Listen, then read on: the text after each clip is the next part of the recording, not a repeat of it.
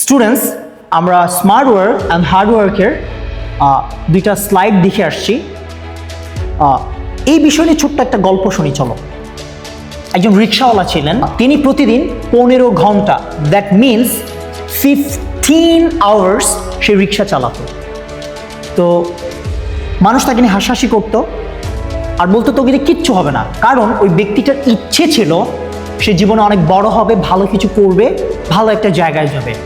এখন খুব simple question বাবা, যে রিক্সা চালায় সে কতটুকুই বা বড় হবে আর কত দূরই বা যাবে? তো এর জন্য আসলে মানুষ হাসাহাসি করতো, বাট তার মধ্যে একটা ডিটারমিনেশন ছিল, বড় হওয়ার একটা ক্ষুধা, একটা তীব্র আকাঙ্ক্ষা ছিল।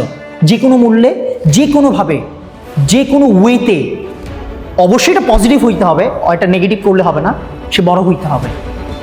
ফাইনালি সে ডিসাইড করলো যে সে আর রিক্সাই চালাবে না, সে হার্ডওয়ার্ক বাদ দিয়ে দিবে। রিক্সা চালানোটা অনেকটা হার্ডওয়ার্কের কাজ, সেখানে স্মার্ট ওয়ার্ক করবে। Finally he runs his own logistic company, over 200 employees. So চিন্তা করে দেখো, এটা 3.5 বছর পর সেই ব্যক্তিটা এই পজিশনে চলে গেছে।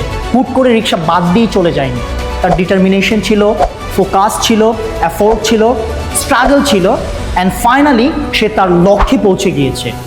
সো মনে রেখো, পৃথিবীতে তোমার নিজের আলোটাকে নিজেই জ্বালাইতে হবে।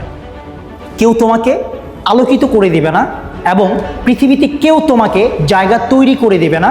দিন শেষে নিজের জায়গাটা নিজেই তৈরি করে নিতে হবে।